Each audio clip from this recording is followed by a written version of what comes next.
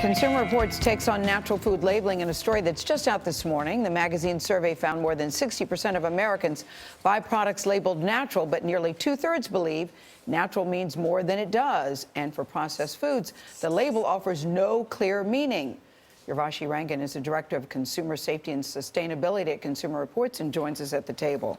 Because I'm thinking, good to see you, Urvashi. Thanks, Gail. You too. I feel that we have heard this before, and you said, yeah, we have, but. We have, but what's new now is that the Food and Drug Administration is finally going to open up a comment period and hear what the public has to say about this problem. So natural, it says natural doesn't always mean natural. That's right. Natural doesn't always mean natural, and in fact, the consumers think that it means a lot more. In fact, they think it means no artificial ingredients or colors, no GMOs, for example, no pesticides. For meat, they think it means no drugs, that the animals were raised outside and led some sort of natural life. And it doesn't mean any of those things. What are some examples of products that are labeled natural that may not be so? In our Consumer Report story out today, we feature 7 different products, and February will be a month of products that we're going to feature. The first product is Del Monte Fruit Naturals, which contains artificial preservatives like sodium benzoate, for example. Straight out artificial.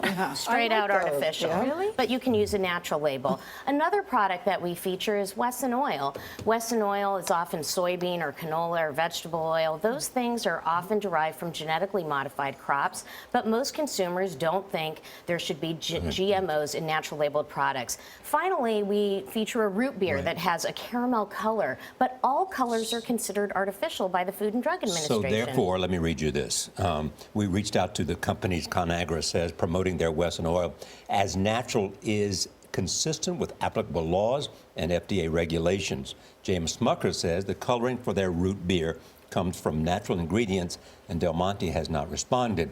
Who ultimately decides what is and That's right. not? I mean, part of it is there aren't very many laws or regulations to enforce. There's nothing on the books when it comes to the Food and Drug Administration. And what's interesting is they do consider all colors to be artificial. We're not saying these products are doing anything illegal. What we're saying is the lack of government standards allows companies to label in a misleading way. And we've been able to document that the majority of consumers are being misled on the market. So you want tougher standards from the government? That's right. We either want them to ban it altogether if they don't have the will to define it, or define it so it's so meaningful that it cannot mislead consumers. It's a little unsettling to know anybody can just say it's natural when it's not. So how, as a consumer, do you know this really is natural? That's exactly right. And as opposed to organic, for example, which has hundreds of pages of standards and is verified, it's not perfect, but it has that. Natural doesn't require any of those things. Yet nearly half of people think it's verified. More than two-thirds think it's no GMOs, no pesticides, no artificial ingredients. And in fact, your own poll found that 87% of people who buy natural products would pay more if their expectations were met. So this should be something that the food industry